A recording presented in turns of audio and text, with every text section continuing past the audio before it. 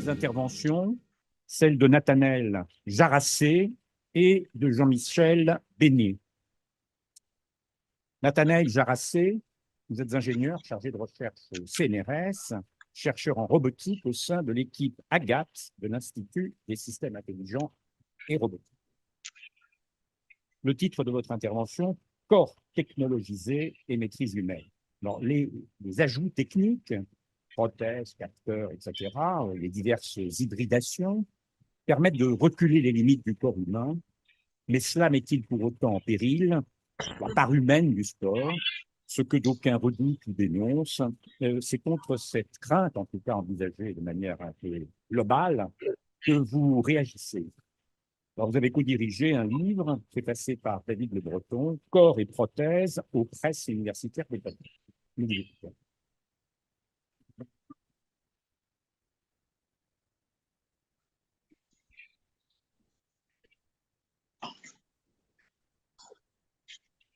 Merci beaucoup pour l'introduction et merci pour l'invitation. Je suis très honoré d'être là et de votre intervenir sur ce sujet. Je sors un peu de mon domaine de recherche et de ma communauté. Oui, je vais parler plus près du micro. Donc, ma présentation s'intitule Corps, technologie et maîtrise humaine. Nous vivons depuis plusieurs décennies dans ce que nous pourrions nommer une nouvelle ère pour le sport et plus particulièrement pour la compétition sportive, caractérisée par une évolution des pratiques et de la préparation des corps qui se professionnalisent, se complexifient, se totalisent en envahissant la sphère privée des athlètes au travers de la régulation de l'alimentation, du sommeil, de la sexualité et de la psyché, et ce, principalement à l'aide de méthodes scientifiques et d'un nombre croissant d'outils et d'artefacts techniques. Comme le constate Luc Robben, historien spécialiste du sport, tout dans le sport moderne, en effet, renvoie à la technique et aux technologies. Les conditions de la performance, à l'invention des modèles et des stratégies de jeu, jusqu'au coaching, en passant par les développements de technologies qui entretiennent une connivence certaine avec le paradigme du record. Dans un texte publié en 2022, Paul Virilio qualifiait le sport de « propagande du progrès ». Et dans sa critique du spectacle sportif qui glorifie une quête de vitesse et ne peut, selon lui, que conduire à la désincarnation et à la mutation des corps, il regrettait le sport d'antan qu'il qualifiait d'art de la chair. Cette vision n'est pas sans soulever certaines questions. Car le sport a-t-il jamais été un art du corps seul? Ou serait-on en train de retomber dans un mythe du bon sauvage avec une opposition simplifiée entre naturel et artificiel? L'art du corps serait-il devenu l'art du moteur, comme écrivait Selene Moteur? Pourtant, si on adopte le point de vue de l'anthropologie technique, ce corps biologique, ce corps naturel, serait-il capable seul de performances sportives sans l'aide des techniques du corps de Marcel Mauss? Mais surtout, est-ce que la technologisation du corps signe la disparition de l'humain dans le sport?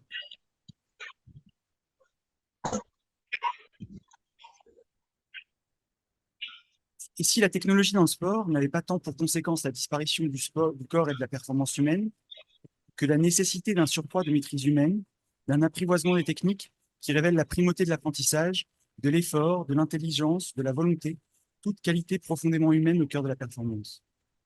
Le cas des amputés appareillés, au corps par nécessité réparé par des artefacts, semble corroborer ce fondement humaniste que la seule technologie est impuissante à assurer l'amélioration de la performance. Je vais d'abord parler un peu de la technique dans le sport comme une forme d'invasion. D'abord, il faut rappeler que le sport est avant tout une affaire de technique du corps, plus que de corps seul, et qu'il est fondamentalement, de fait, empreinte technique. Mais au-delà de cette présence à la source, la technique apparaît aussi sous différentes formes dans le sport, avec notamment d'un côté des artefacts d'augmentation de la performance sportive, artefacts généralement visibles, et de l'autre des approches technico-scientifiques de la recherche de performance sportive, elles souvent invisibles. En effet, par-delà l'impression de l'irruption récente d'accessoires techniques sur le corps des athlètes, l'augmentation des performances est, comme il a été dit depuis longtemps, le fait de la technique au sens des méthodes d'entraînement et de la scientifisation de la recherche de performance. Même avant que les approches de recherche de performance ne deviennent totalisantes et scientifiques, la préparation sportive a toujours reposé sur l'usage de la technique et sur une certaine mécanisation des corps sportifs, ne serait-ce qu'à travers la soumission à l'entraînement intensif, ses horaires et ses contraintes. Mécanisation du corps, standardisation et optimisation des gestes étant d'ailleurs des phénomènes qui envahissent de nombreux champs de l'activité humaine, notamment avec le taylorisme dans l'industrie. Comme Luc Robben le remarque, la place de la technique dans le sport doit être pensée dans le rapport nouveau que l'efficacité gestuelle instaure à partir de la fin du XIXe siècle. Considérant d'abord le cas des artefacts technologiques, on peut par exemple citer, ce qui est présenté là, les chaussures de course avec des modèles offrant un meilleur amorti, une meilleure adhérence, une plus grande légèreté, qui permet aux athlètes d'atteindre des performances records et pour ne les faire interdire en compétition. Il s'agit du modèle de Nike qui est présent là. Par souci d'équité, car alors toutes les marques sponsorisant les athlètes n'étaient pas en mesure de les proposer. L'autre exemple récent d'artefact, c'est des combinaisons 100% polyuréthane, en haut à droite, pour la natation, développée afin de diminuer la traînée hydrodynamique et réduire les turbulences, offrant ainsi une meilleure pénétration dans l'eau. L'apparition de ces combinaisons a entraîné une moisson de records entre 2008 et 2010, au point de créer une polémique sur une forme de dopage technologique. Viennent ensuite des approches technico-scientifiques de la recherche de performance sportive, pouvant parfois faire appel à des artefacts jouant un rôle indirect, comme des capteurs, généralement avant ou après la performance sportive. On peut par exemple citer l'exemple historique qui a dérivé des travaux de Marais en 1873 sur la chronophotographie, l'utilisation de systèmes de capture du mouvement, qu'on voit en bas à gauche, pour analyser précisément et quantifier le geste technique des athlètes et de l'améliorer. Ce type d'approche va de pair avec le phénomène de quantified self, consistant à multiplier l'utilisation de capteurs souvent revêtus afin de créer des données que les data science pourront exploiter pour guider l'athlète dans sa façon de s'entraîner et de performer. Ces approches se retrouvent de plus en plus couramment dans les sports d'équipe, avec l'utilisation de capteurs portables pour suivre les déplacements des joueurs, étudier les positionnements et ajuster les stratégies de jeu. Un autre exemple de nouvelle approche technique pour la préparation, c'est l'entraînement par via neurofeedback, visant à améliorer la performance sportive à l'aide d'outils d'imagerie cérébrale et de retours perceptifs générés par des algorithmes d'intelligence artificielle. On voit en bas à droite. Force est donc de constater que dans de nombreux sports, la technologie est de plus en plus présente et qu'elle a récemment permis d'améliorer les performances des athlètes de manière significative. L'une des conséquences est visible est l'établissement régulier de nouveaux records, quand bien même la limite physiologique des progressions des sportifs serait atteinte. Mais il faut rappeler que cette question de la balance entre facteurs humains et facteurs techniques ne se fait pas dans le cadre d'un jeu à somme nulle, avec le gain de l'un se traduisant par une perte de l'autre. L'augmentation de la technologie dans le sport, si elle est encadrée, et ne nuit pas outre mesure au principe fondamental d'équité, ne se fait pas au détriment de la contribution de l'humain à la performance. L'objectif de mon intervention est donc de déconstruire cette vision qui tend forcément à opposer la performance humaine à la performance technique et montrer qu'au contraire, la performance technique demeure inféodée à la performance humaine de maîtrise et de technologie. Et comment, en un sens, l'ajout de technologie peut être vu comme un faire-valoir des capacités de l'humain à s'intégrer, à s'approprier et à performer avec des outils complexes. Pour illustrer cette réflexion, nous allons considérer l'un des exemples les plus représentatifs de l'hybridation entre corps et artefacts techniques, celui d'un athlète amputé équipé d'une prothèse. Imaginons d'abord un para-athlète amputé devant réaliser une simple action motrice de saisie et de manipulation d'objets avec sa prothèse de bras. Ce qu'il est important de comprendre, c'est que face à l'ampleur du catalogue des actions possibles d'un bras, il est impossible de développer une prothèse de membre supérieur autonome, une machine apte à agir automatiquement en fonction de ce que son porteur souhaite faire. Il est donc nécessaire de donner au patient, à la personne amputée, un contrôle volontaire de sa prothèse qui, de ce fait, demeure avant tout un outil plutôt qu'un robot autonome. Pour cela, la solution la plus classique est celle du contrôle dit myoélectrique, créé dans les années 60 et qui est exploité à l'heure actuelle par la majorité des prothèses fonctionnelles les plus avancées. Concrètement, les signaux myoélectriques sont, les signaux myoélectriques ou EMG, qui sont des activités électriques associées à la contraction d'un muscle. Les deux muscles du membre résiduel, qu'on voit sur l'image en haut à gauche, sont mesurés à l'aide d'électrodes plaquées sur la peau. Le niveau d'activation de chacun de ces muscles et la vitesse de variation de leur activation déterminent alors le mouvement exécuté par la prothèse. Une solution classique d'appareillage constituée d'une main et d'un poignet rotatif, qu'on voit en bas à gauche, est ainsi commandée successivement, une articulation puis l'autre, à l'aide de schémas de contraction musculaire précis.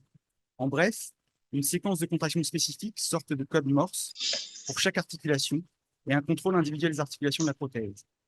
Cette approche rend donc la réalisation d'une simple tâche multiarticulaire lente, complexe cognitivement et non naturelle car séquentielle. Vous avez le schéma au milieu, en haut, qui vous illustre la séquence de contraction musculaire pour simplement saisir une bouteille et la verser.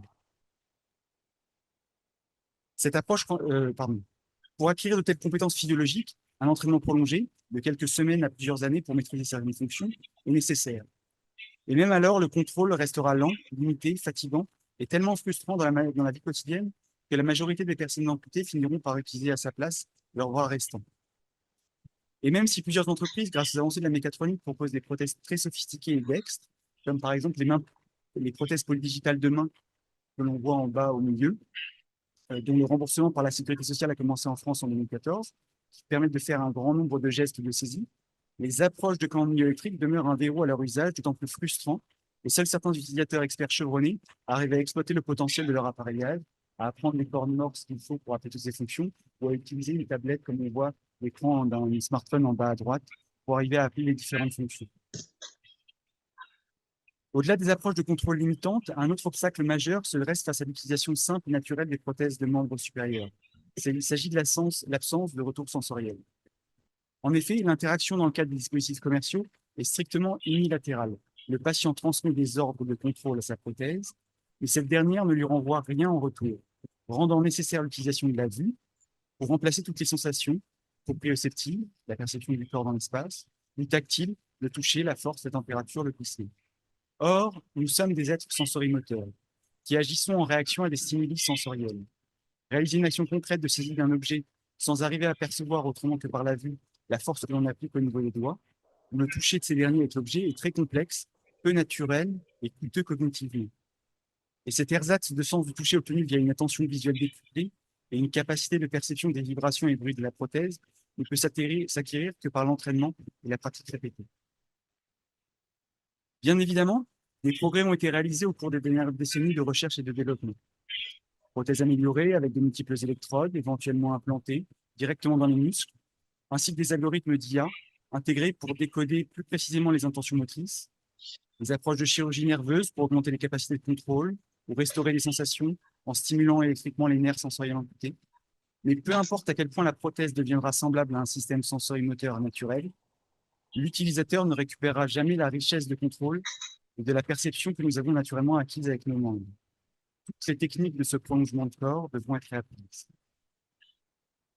Mais qu'en est-il de la prothèse passive, apparemment peu sophistiquée, ne nécessitant pas tous les apprentissages de contrôle précédemment décrits?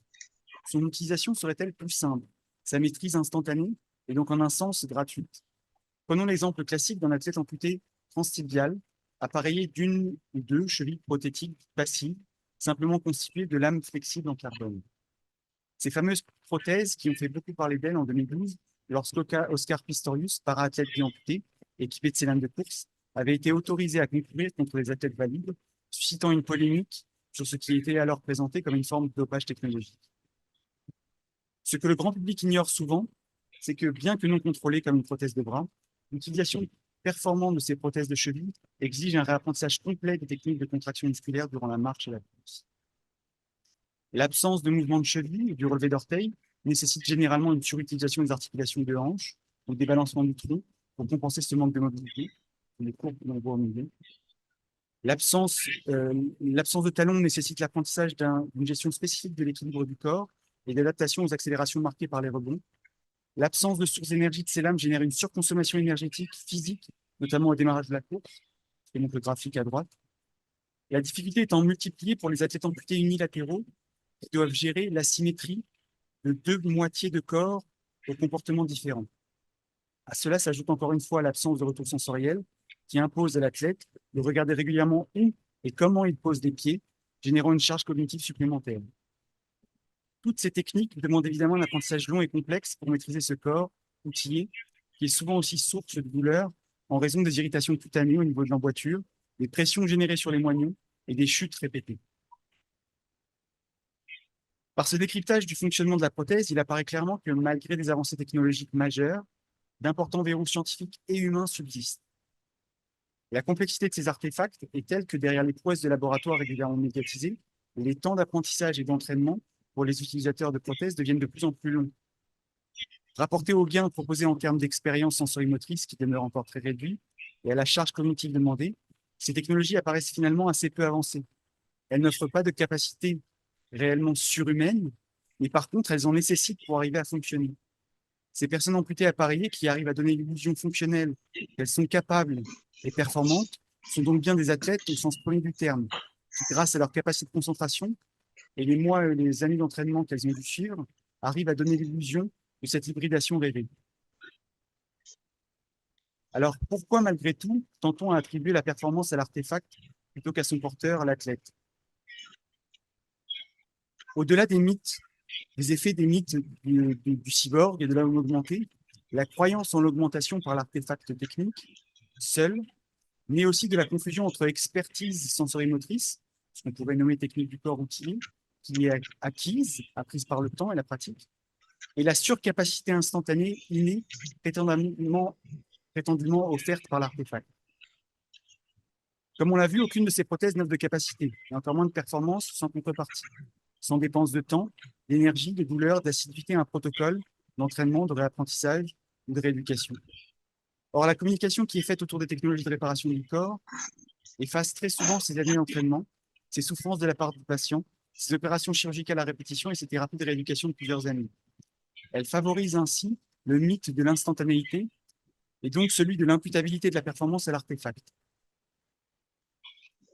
La capacité retrouvée, parfois augmentée, du patient appareillé est alors perçue comme un don permis par l'artefact, alors qu'il n'est autre qu'une expertise sensorimotrice obtenue en échange de temps, d'énergie, de douleur et d'abnégation. Ce qu'il est important de remarquer à ce stade de l'analyse, c'est à quel point nous avons fait mention de qualités purement humaines pour décrire les compétences et habiletés nécessaires à l'obtention d'une performance avec un corps technicisé. À partir de ce moment de compréhension, il apparaît que la simple réalisation d'activités de la vie quotidienne avec un artefact représente une performance sportive en soi. C'est d'ailleurs l'un des messages principaux de la compétition internationale du cibathlon, qui, à mon sens, illustre parfaitement le fait que l'utilisation, même extrême, de la technique n'est pas incompatible avec le sport, la compétition sportive et ses valeurs, et qu'elle n'enlève rien à la performance humaine. Le cibathlon, créé en 2016 par l'ETH Zurich, se veut un pendant des Jeux paralympiques qui, eux, n'autorisent pas le recours aux technologies d'assistance active. C'est une compétition qui met à l'épreuve de tâches du quotidien des pilotes, para-athlètes, équipés des derniers développements en matière de prothèses robotisées de jambes et de bras, d'exosquelettes motorisés, de fauteuils roulants électriques, de stimulation électrique musculaire et d'interface cerveau-ordinateur. Les équipes s'affrontent dans des courses conçues pour tester l'aide apportée par la technologie à des activités de la vie quotidienne. Au-delà de stimuler la recherche sur ces dispositifs dans le cadre de rencontres sportives, le cibathlon constitue une opportunité unique pour montrer les technologies d'assistance en action et sous un jour réaliste, par opposition à certaines représentations médiatiques au ton sensationnaliste. Ici, les athlètes ne s'affrontent pas sur des épreuves surhumaines en dépassant les possibilités d'un corps biologique avec des technologies dangereuses car dépassant l'humain, mais bien sur des épreuves banales de la vie courante, témoignant ainsi du décalage entre la croyance commune des possibles technologiques et une réalité d'outils complexes, peu efficaces et très coûteux à tous les niveaux. La difficulté des athlètes, leur souffrance physique durant certaines épreuves, la complexité des stratégies mises en œuvre, les contraintes et imperfections de leurs artefacts technologiques qu'ils cherchent à compenser, tout cela ne fait ressortir qu'un peu plus la performance humaine incroyable que ces pilotes de technologie accomplissent. La technique semble donc pouvoir devenir, plutôt qu'une menace, un faire-valoir des capacités fondamentalement humaines des athlètes et des valeurs du sport. La technique peut stimuler la performance humaine et la pousser dans des situations limites qu'un corps seul ne pourrait jamais rencontrer. Et ce type de situation dans laquelle l'artefact technique met les capacités humaines en valeur existe déjà dans de nombreux sports. L'exemple des sports mécaniques est particulièrement représentatif. En Formule 1, bien que des variations technologiques puissent favoriser certaines écuries, la réglementation particulièrement drastique cherche à lisser les disparités technologiques pour que les compétences humaines du pilote soient au centre de la compétition. Parce qu'il s'agit bien de compétences humaines qui sont en jeu lorsqu'un pilote harnaché, comme vous voyez sur la vidéo, manipule un volant avec plus de 30 commandes différentes pour réagir en quelques centaines de millisecondes aux aléas, le tout en encaissant des accélérations allant jusqu'à 6G, et ce, dans une tempête de stimuli sensoriels. Les capacités physiques d'endurance, de concentration, de réflexe sensorimoteur sont indéniables, même si elles s'effacent, hélas, souvent dans la médiatisation des sports. Juste pour vous donner une idée, voilà le volant qui est utilisé par les pilotes en compétition, qui possède plus de 35 fonctions différentes qu'il faut manipuler selon les zones du parcours. Et un exemple d'illustration des entraînements physiques pour la musculation des bras pour pouvoir arriver à réaliser l'actionnement de ces commandes par des pilotes. Ma conclusion, et qu'il est possible de préserver l'équilibre entre technique et humain. Bien évidemment, un certain nombre de conditions doivent être satisfaites afin de garantir un équilibre entre technique et humain dans le sport. Il demeure ainsi fondamental que soient respectés les principes d'équité technologique et d'intégrité du sport. Si c'est le cas, l'usage d'artefacts techniques, autorisés pour tous et procurant un avantage similaire, ne pose pas de problème et ne minimise en rien la part humaine de la performance. L'athlète exploitant un outil technique qui lui a demandé un apprentissage spécifique, les entraînements intensifs et l'acquisition de techniques du corps inédites ne constituent pas une déviation ou une rupture avec un modèle d'évaluation de la performance qui valorise les capacités humaines. En réalité, il ne s'agit que d'une évolution mineure, à mon sens, qui met l'accent sur la capacité à s'approprier et à utiliser l'outil pour agir plutôt que la capacité à agir. Qui pourrait décemment se poser la question des qualités humaines et sportives des athlètes de saut à la perche par rapport à celles des athlètes de saut en hauteur? Bien plus, une grande liberté technologique permet l'émergence de performances sportives humaines. Par exemple, malgré l'évidence du lien entre l'évolution des matériaux de la perche en bois, puis en métal, puis en matériaux composites, et l'accroissement des performances et des records, l'accès pour tous les sauteurs aux avancées technologiques a permis de garantir l'équité sportive. Ainsi, la réglementation technique dans cette discipline ne limite ni la longueur, ni la largeur, ni les matériaux de la perche. Elle doit être simplement lisse. La clé demeure donc dans la maîtrise pour l'athlète de la physique de stockage et de restitution de l'énergie et des techniques du corps permettant de transformer l'énergie cinétique en énergie potentielle. Il demeure qu'il est impératif d'encadrer strictement l'usage de ces techniques ou artefacts pouvant mettre en péril la santé, comme cela a été dit, et la sécurité du corps des athlètes, avec les risques de dopage, entre autres, ou les risques de blessures liés à des surallégements de dispositifs remettant en cause sa résistance. Enfin, et je finirai là-dessus, un enjeu majeur demeure en fait celui de faire changer le regard du public et des instances de jugement. En effet, c'est aussi en grande partie au public de voir, reconnaître et valoriser la part d'humanité dans la performance sportive, même si elle est assujettie à l'usage d'artefacts. Et cela ne pourra passer que par une forme d'éducation aux questions de culture technique et des usages technologiques pour permettre au public de mieux saisir la part d'humanité des techniques du corps dans la performance sportive. Merci de votre attention.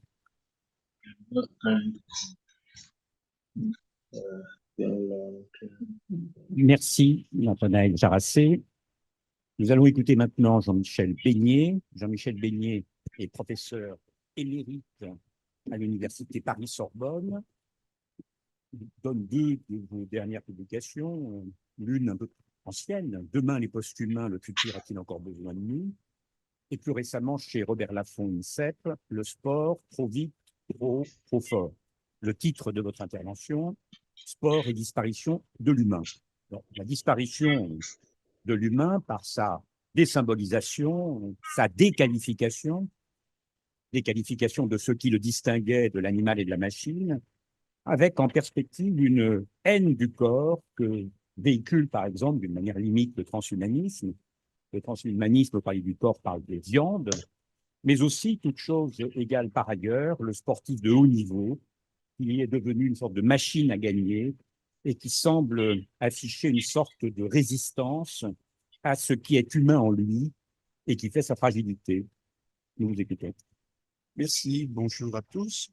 Merci pour cette invitation et pour cette initiative de réfléchir sur l'interface entre sport et spiritualité. C'est finalement un événement rare que celui-ci. On voit bien davantage les colloques aujourd'hui interrogeant par exemple le sport et les sciences.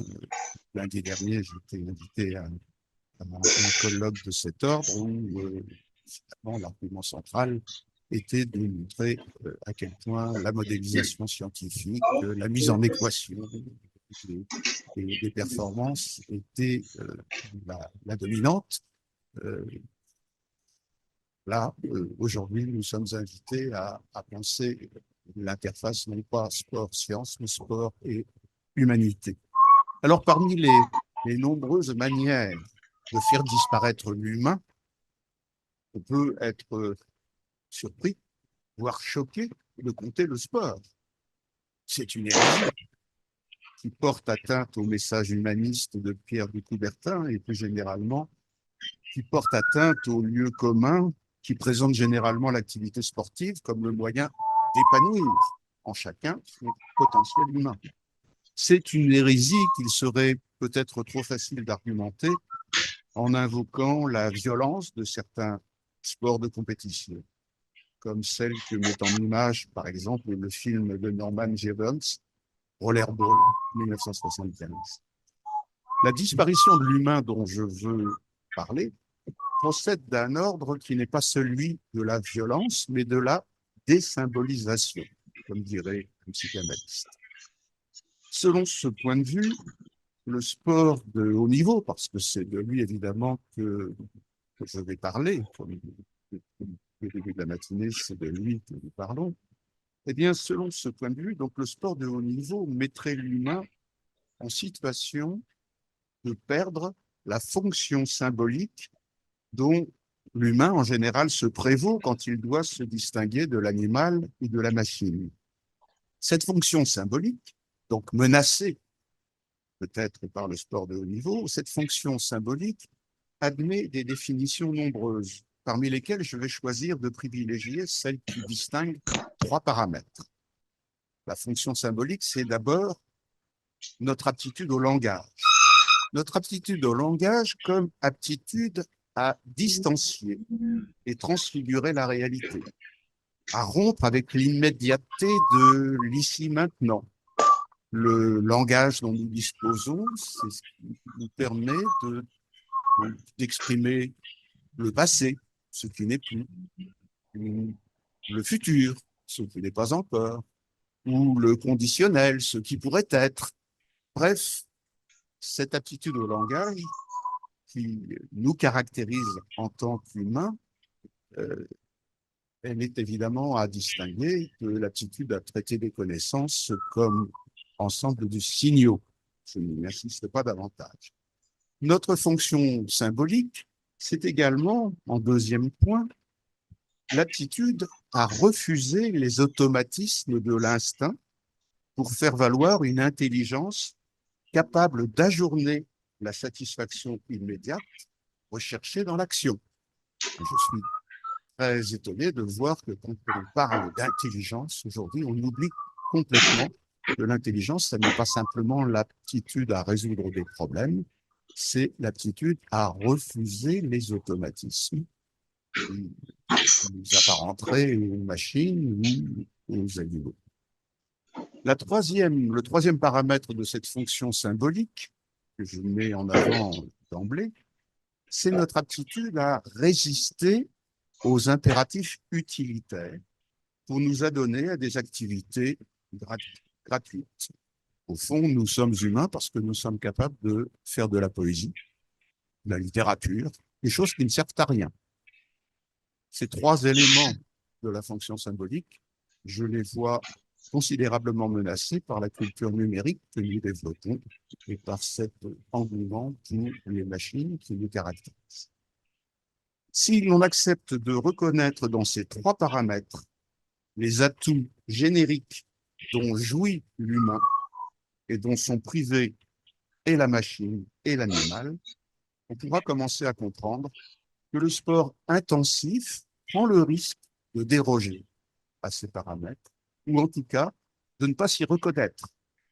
J'entends par sport intensif l'activité exigeant un surentraînement physique, ne faisant guère de place au langage, c'est vrai, ou sinon,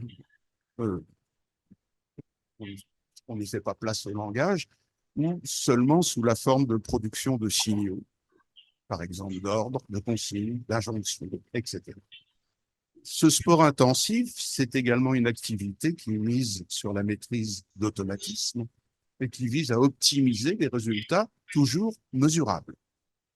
Enfin, brutalement exprimé, le sportif qui se montre attiré aujourd'hui par les innovations technologiques susceptibles d'augmenter ses performances et de le transformer éventuellement en cyborg, ou bien ce sportif, c'est celui qui se révèle vulnérable aux prouesses du virtuel, s'offrant à développer ce qu'on appelle déjà un e-sport, sport électronique, qui rendrait superflu l'engagement de son cœur.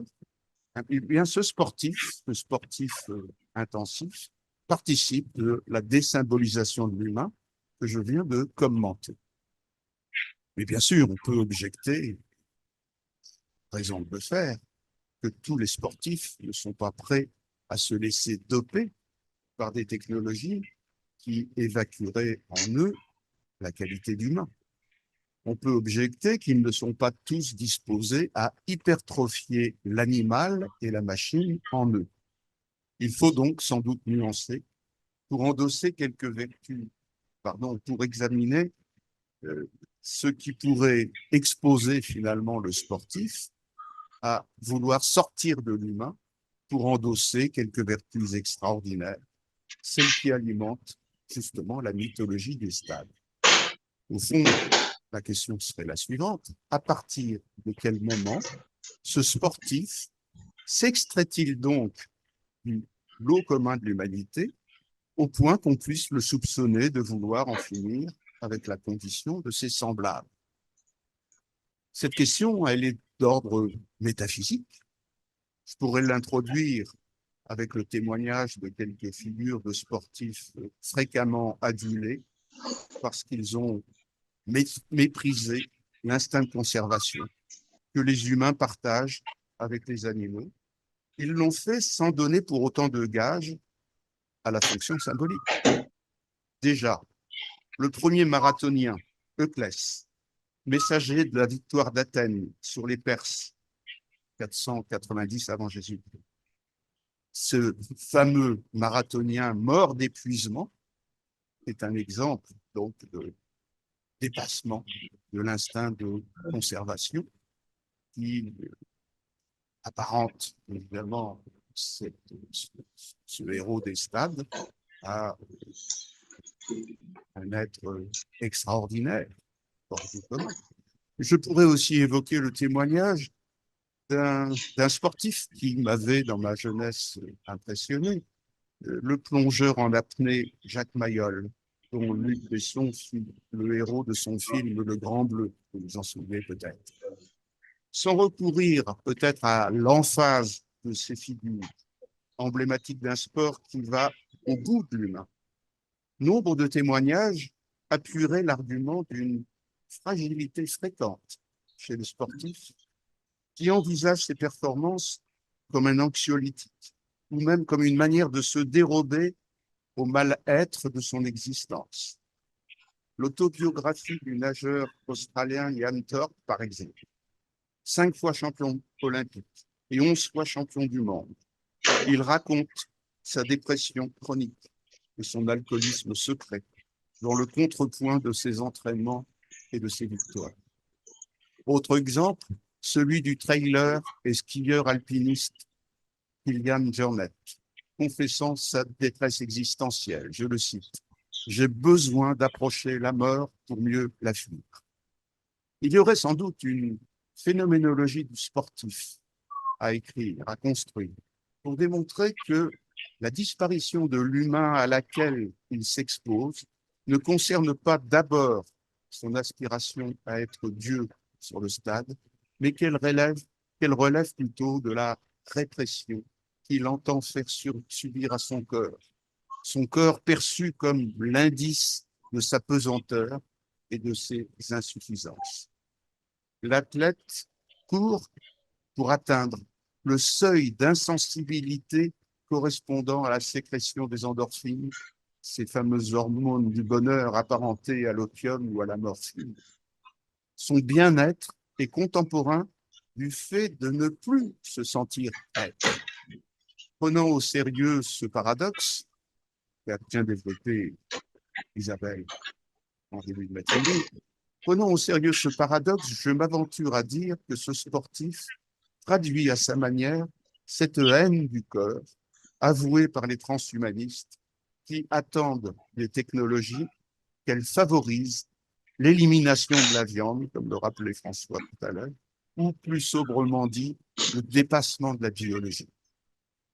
J'ajouterais aussi que ce sportif, délié de son cœur, débarrassé de son cœur, illustre un comportement ascétique qu'on identifie comme une manche chez les mystiques, en quête d'extase, à force de conjurer, souvent violemment, les faiblesses naturelles de leur corps. Dans tous les cas, rien ne satisfait mieux le désir de dépasser les limites que cette ambition d'oublier et de refouler le corps. Les psychanalystes mettent souvent en relief le fonctionnement anorexique du sportif de haut niveau et ils diagnostiquent chez lui un rejet du corps érotique au profit d'un corps performatif. Je lis chez certains d'entre eux ceci: le fantasme inconscient d'effacement du corps peut sembler paradoxal si l'on s'en tient à son surinvestissement par le corps. Il est pourtant bien question d'effacement total du corps érotique, de son aspect tangible et excitable, de sa sensorialité. Fin de citation. La performance sportive relève ainsi d'une pulsion qu'on s'attendrait plutôt à voir endossée par les mystiques de toute nature, qui entendent s'arracher au corps depuis le corps lui.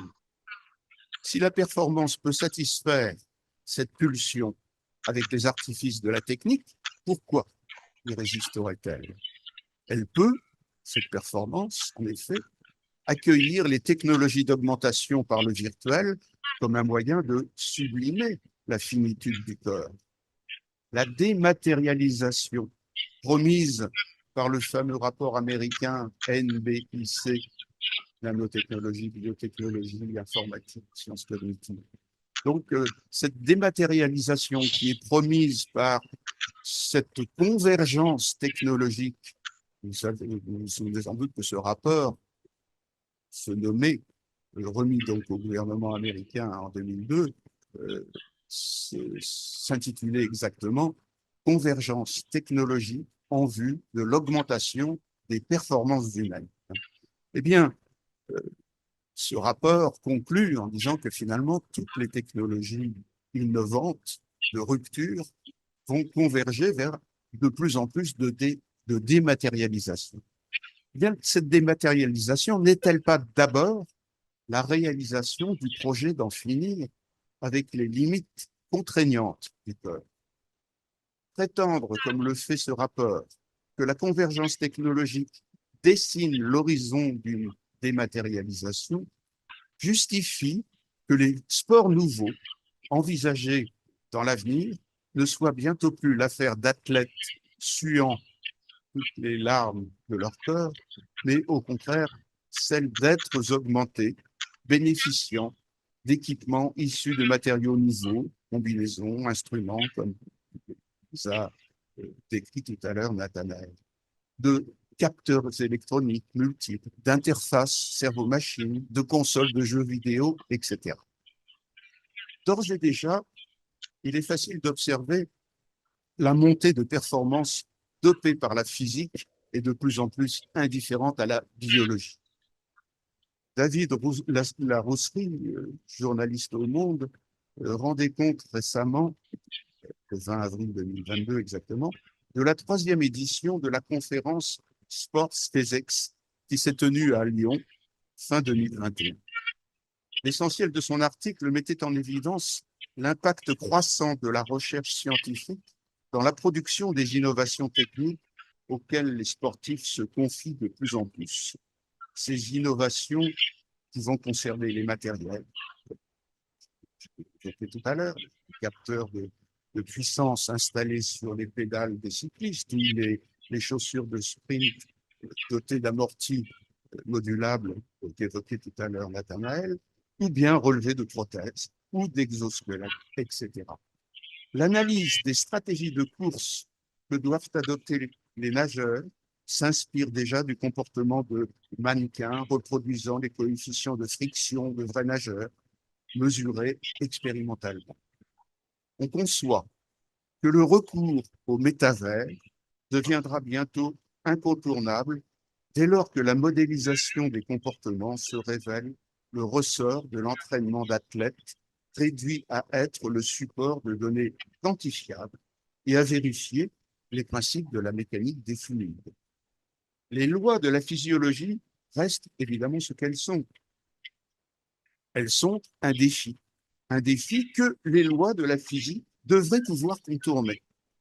Par exemple, du constat physiologique que la force horizontale diminue avec la vitesse et que par conséquent un coureur qui galope, si je peux dire, à son maximum, ne peut plus accélérer, on en déduit qu'il faut privilégier, conformément à la loi physique, le produit de la force par la vitesse, c'est-à-dire la puissance, et par conséquent, entraîner ce coureur à maximiser sa puissance. Et comment le faire? Par exemple, en lui imposant un entraînement de musculation. Autrement dit, gonfler l'athlète pour le rendre compétitif, comme on le ferait pour une voiture de course ou un tracteur, dont la puissance maximale peut être la même, tandis que les profils force-vitesse diffèrent. C'est un exemple que j'emprunte à David Larousserie dans son article sur la mainmise de la physique sur les performances sportives. L'objectif de l'entraînement consiste ainsi à améliorer l'optimum de puissance afin d'arracher quelques marges de progression en dépit de la loi de décroissance de la force avec la vitesse. On voit combien l'encadrement du sportif se situe du côté d'une approche quantitative et ignore franchement toute dimension psychologique pouvant influer sur la performance. De ce point de vue, on s'explique que la figure du cyborg, mixte de cybernétique et d'organisme, exerce un pouvoir d'attraction sur nos contemporains.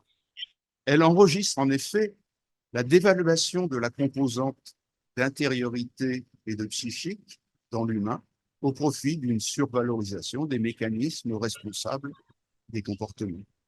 Un cyborg est un hybride qui réunit en lui les dispositifs autorégulateurs issus de la cybernétique et les dispositions organiques à exprimer des fonctionnalités adaptatives. L'impasse est donc faite avec lui sur les questions relatives à la conscience, à l'intentionnalité, à la réflexion et à la pensée. Le sportif se coule facilement dans la peau du cyborg dès lors qu'il s'appréhende lui-même comme une machine à produire des résultats quantifiables dans des compétitions visant à susciter des performances. Nathanaël le rappelait tout à l'heure, il y a une quinzaine d'années, le public a découvert avec Oscar Pistorius l'emblème de cette promotion du sportif dans le monde du cyborg. Les problèmes que Pistorius a posés à la Fédération internationale d'athlétisme chargée d'examiner sa candidature parmi les valides aux Jeux olympiques de Pékin en 2008, eh bien, ces problèmes ont traduit une résistance de type humaniste.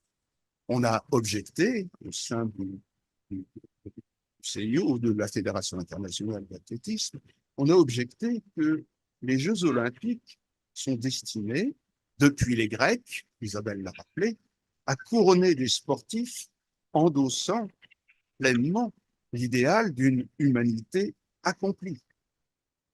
Pistorius, bénéficiant d'un avantage mécanique avec ses prothèses en carbone, risquait de dévoyer cet idéal. En outre, loin que ces performances paraissent exemplaires de l'humain, on a ajouté qu'elles pourraient au contraire inciter quelques pervers à provoquer des mutilations chez des jeunes enfants afin d'en faire par la suite des turbos augmentés capables de triompher sur les stades. Le sportif équipé de prothèses et disposé à concourir avec les valides se voyait donc soupçonné de pouvoir déborder les attentes esthétiques et morales attachées aux valeurs olympiques. Une autre athlète et mannequin renommée défraya à la même époque la chronique en vantant son privilège de disposer d'une douzaine de paires de jambes grâce à sa mutilation au-dessus du genou. cette mannequin et athlète, Aimée Mullins, osait même prédire dans ses conférences publiques, qu'on trouve largement sur YouTube, elle osait prédire qu'une ère favorable aux automutilations s'imposerait bientôt, révélant par là que le souci de la performance l'emportera sur celui de préserver une image de l'humain conforme aux canons de beauté et de moralité traditionnelle. Depuis la médiatisation de Pistorius et de Mullins, on s'avise du progrès réalisé par la désymbolisation et la déqualification du corps, surtout quand on entend réclamer comme un droit fondamental à inscrire dans la Constitution américaine la liberté morphologique. La liberté morphologique, c'est-à-dire la liberté de sortir de la forme biologique humaine. Anders Sanders mène ce combat transhumaniste en donnant à croire qu'il se trouve dans la ligne de pique de la Mirandole, qui, à l'aube de la Renaissance européenne, vous vous en souvenez, définissait la dignité humaine comme la libre disposition offerte par Dieu, la libre disposition des hommes à modifier leur corps selon leurs désirs. Rien n'empêche aujourd'hui de déchiffrer dans la culture trans et la revendication de pouvoir recourir librement à des pratiques de réassignation d'identité, l'écho de cette banalisation du cyborg et de l'hybridité humain-machine que le sportif de haut niveau a contribué à provoquer. À leur manière, on en parlait à l'instant, les épreuves du cibathlon, dont la 3e édition aura lieu les 25 et 27 octobre 2024, total de Suisse, eh bien, ces épreuves de cibathlon militent pour un monde sans frontières, en célébrant davantage que le seul courage des handicapés, une technologie prothétique intégrant humains et machines et manifestant par là la disparition d'une conception essentialiste de l'humain. L'informatique appliquée à la bionique, à l'origine de cette technologie mobilisée pour le spectacle de compétition sportive, bien consacre la défaite de l'humain, dont le sport de haut niveau s'avoue de longue date l'exigence.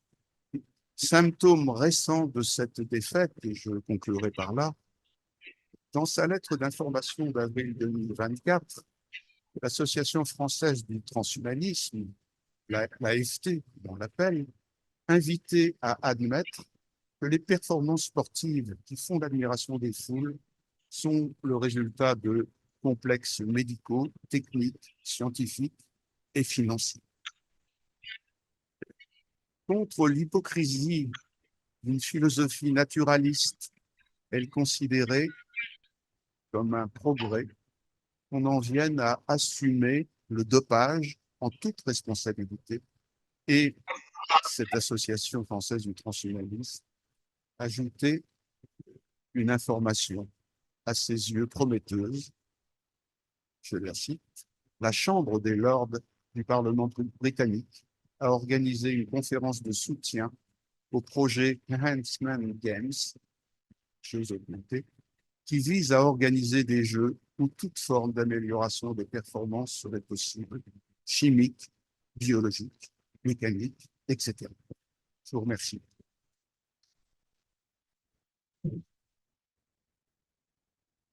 Je vais donner la parole à la salle si vous avez des questions à poser. Et avant cela, Nathanaël Carassé a une question.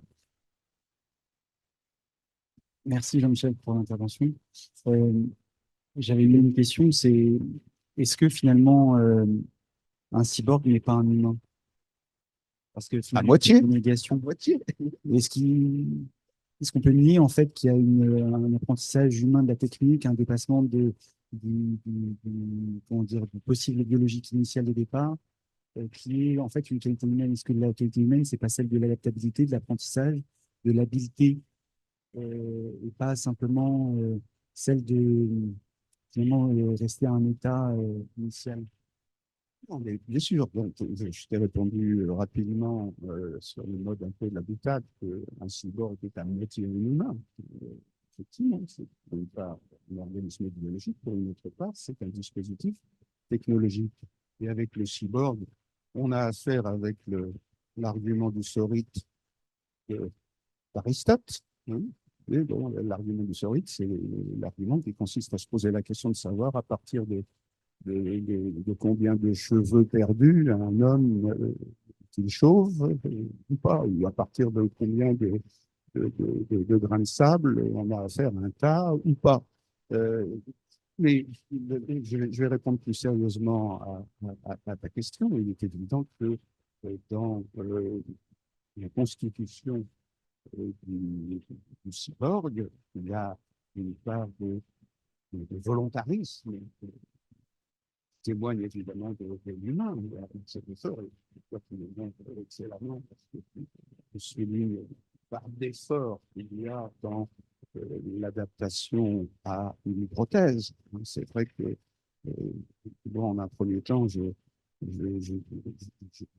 j'avais un peu tendance à confondre l'être disposant d'une prothèse comme une espèce de Playmobil à qui on avait ajouté quelque chose. Non, il ne s'agit pas de cela. Je crois savoir que la prothèse était éminemment douloureuse pour l'amputer. Elle suppose effectivement toute une ascèse.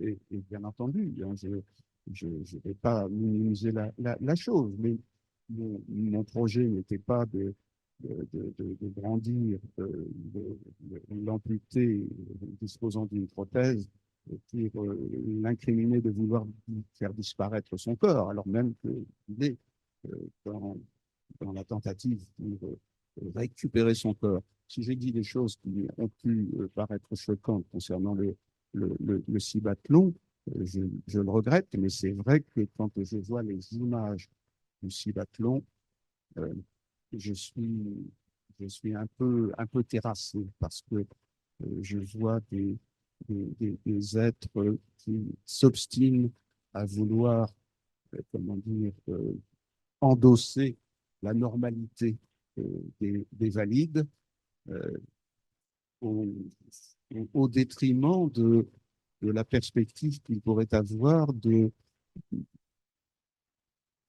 d'exercer ce que Georges Canguilhem appelait la normativité. Vous savez, la normativité, euh, le philosophe Canguilhem disait, c'est l'art d'inventer les normes de son comportement.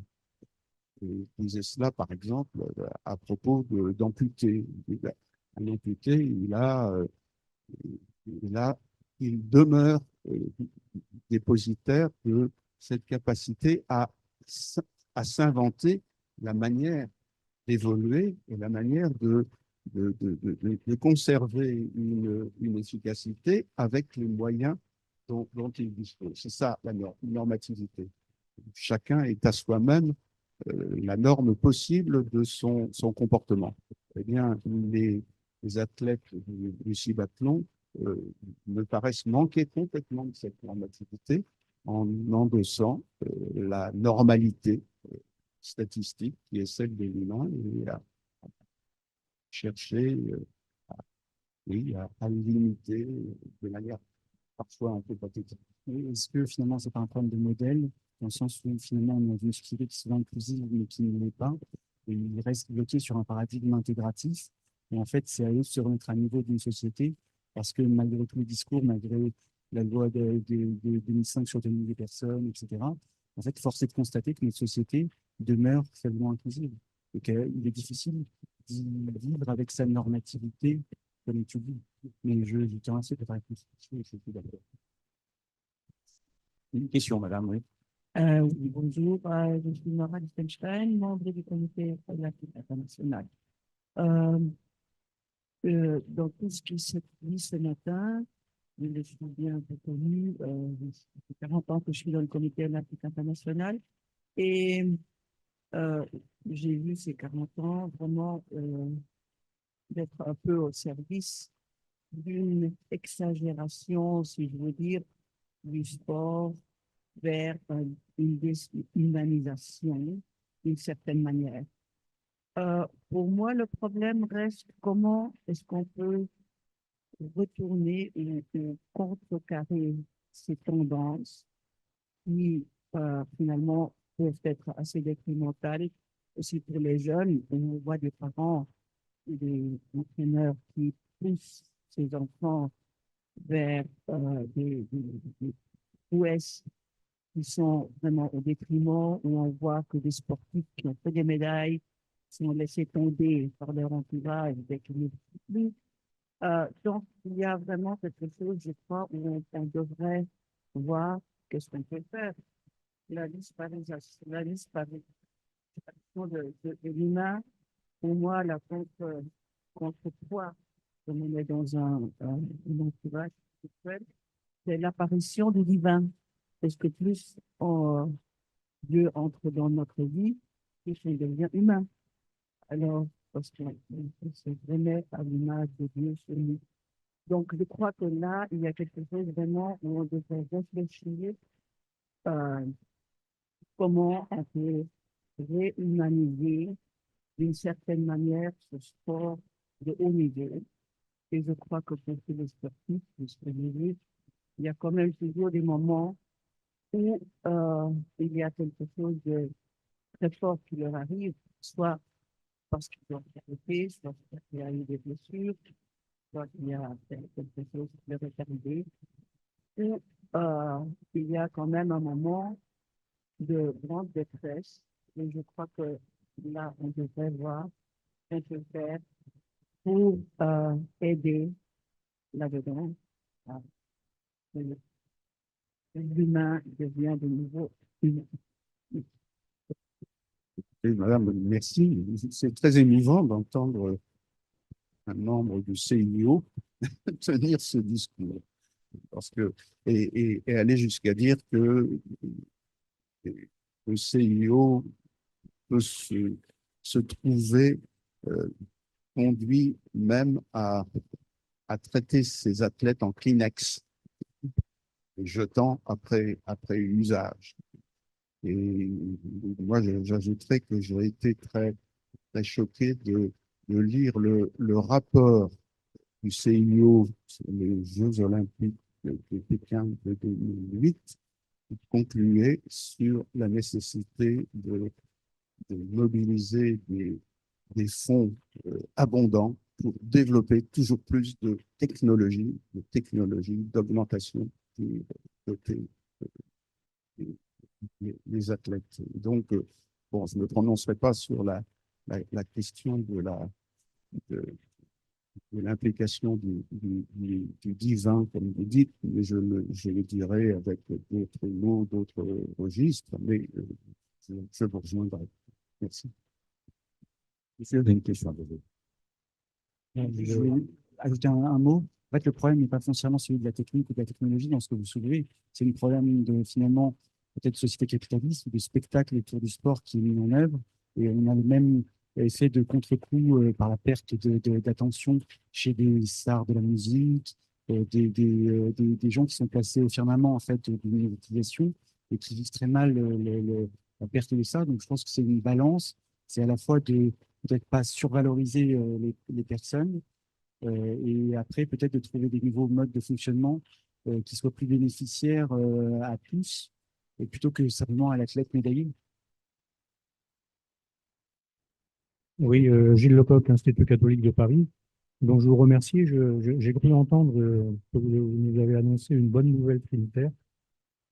C'est que nous allons être témoins de 3 événements qui, pour moi, sont interreliés. C'est les Jeux olympiques, c'est les Jeux paralympiques et c'est le cibathlon.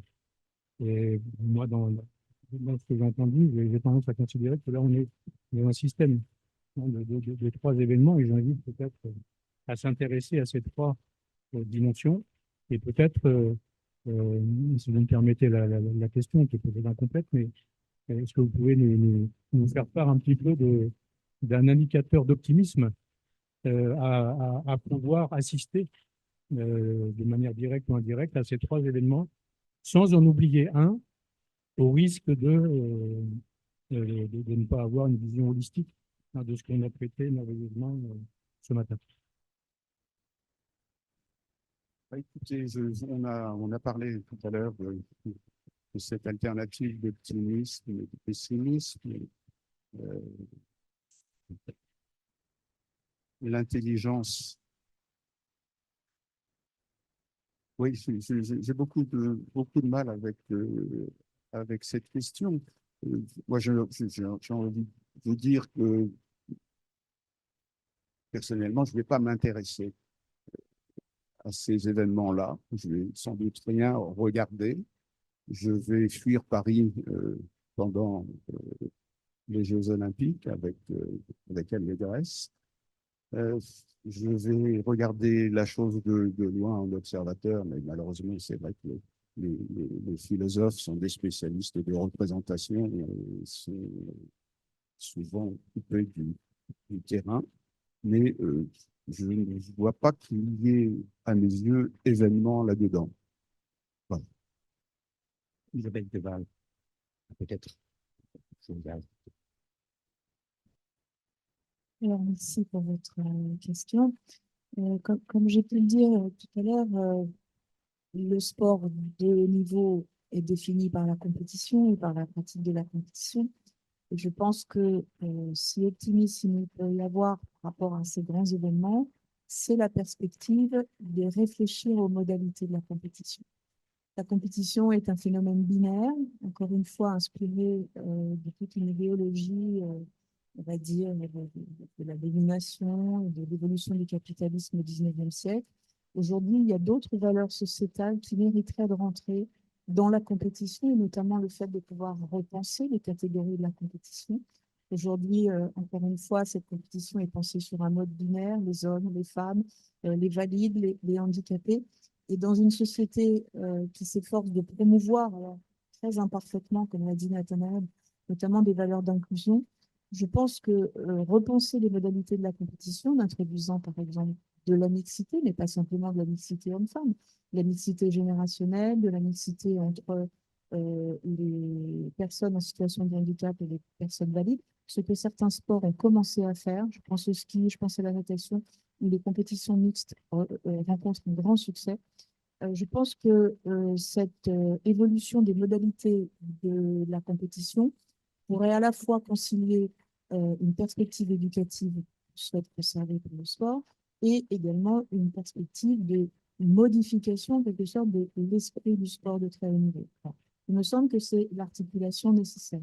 Tant que la compétition reste ce qu'elle est aujourd'hui, c'est-à-dire une affaire de domination, et le 100 mètres masculin en athlétisme demeure la valeur reine, on aura beaucoup de difficultés à inverser les conditions d'une concurrence mondialisée, d'une précocité toujours plus grande, de la tentation du dopage, etc.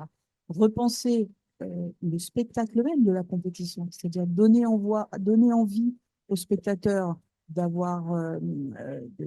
regarder de la compétition sportive à partir d'autres modalités, rendre visuelles d'autres modalités de compétition, à mon avis, c'est un des leviers possibles pour introduire voilà, une perspective nouvelle qui prendra appui sur le dépassement des Jeux olympiques actuels vers les suivants. Merci.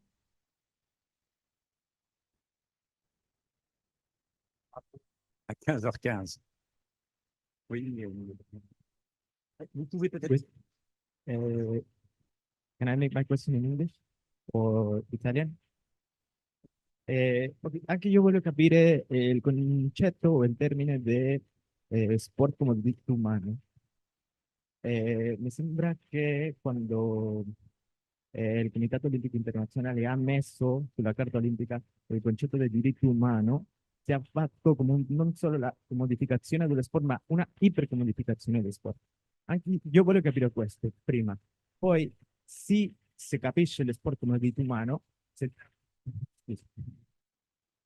si capisce lo sport come diritto umano, quindi deve avere qualcosa dentro dello sport che lo fa un diritto umano. Nel senso, dobbiamo capire, diciamo, l'uso, valore e non l'uso intercambiabile dello sport. Io penso che ci sono elementi che lo fanno un diritto umano. Ma come possiamo considerarlo un diritto umano in questa realtà, in questa, sì, nel mondo materiale, diciamo. Grazie.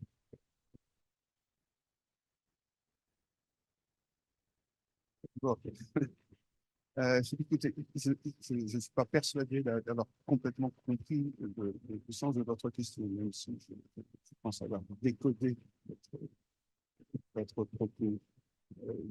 Vous posez la question de savoir comment, dans un monde très, très marqué par quelques matérialistes, préoccupations opportunistes et utilitaires, on peut envisager et repenser le sport et la compétition.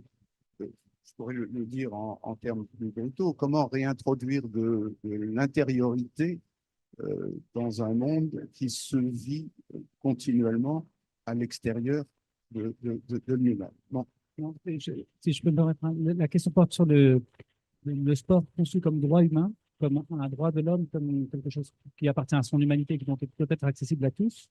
Et la question, c'est de quelle manière, en se fondant sur quels éléments, le sport peut se présenter comme voilà, quelque chose qui appartient aux droits de tous les êtres humains. Je ne sais pas si j'ai bien traduit votre question.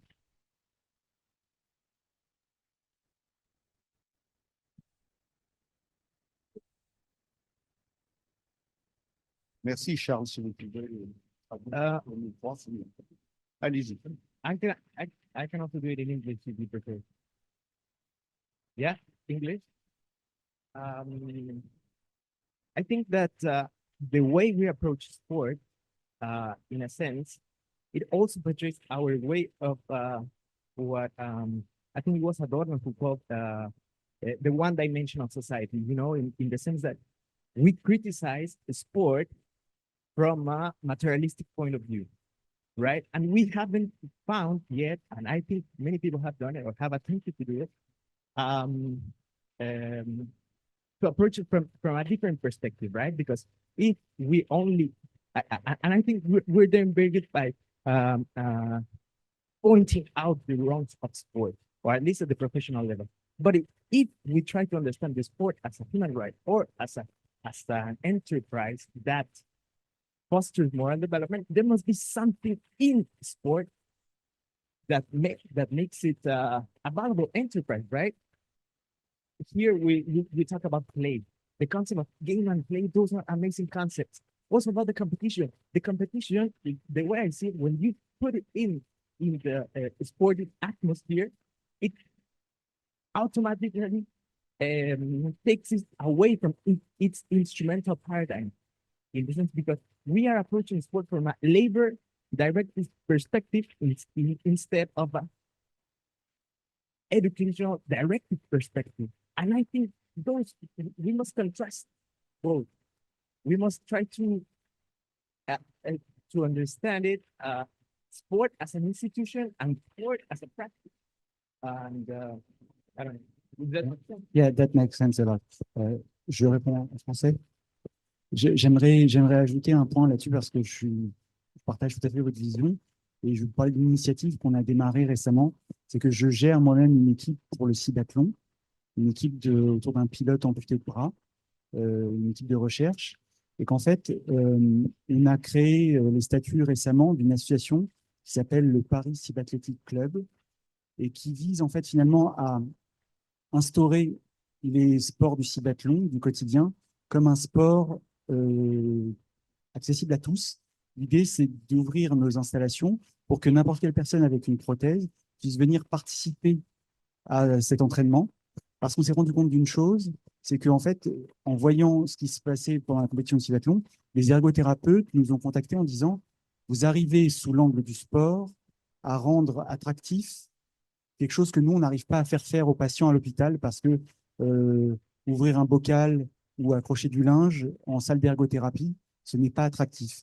Et sous l'angle du jeu, de la compétition, même ludique, il n'y a rien à gagner au cibathlon. C'est une question de faire l'épreuve et de faire un bon temps. En fait, ça rend attractif et bénéfique pour les utilisateurs de prothèses quelque chose qui, d'habitude, est un vrai problème. Le problème actuellement des prothèses, c'est qu'elles sont mal utilisées, mal appropriées, parce que les gens rentrent vite chez eux après l'appareillage et il n'y a pas de prise en charge sur le long terme. Si, sous l'angle du sport et du jeu, on arrive à leur faire apprendre à mieux maîtriser leur outil, c'est tout gagnant. Et donc là, typiquement, c'est une illustration peut-être d'une façon de se servir de l'aspect sportif, ludique, éducatif du sport pour faire progresser notre modèle sociétal. Merci. 15h15. Juste une petite précision, on a besoin de préparer la salle pour cet après-midi, donc merci de ne pas revenir avant 15h. Je suis désolé.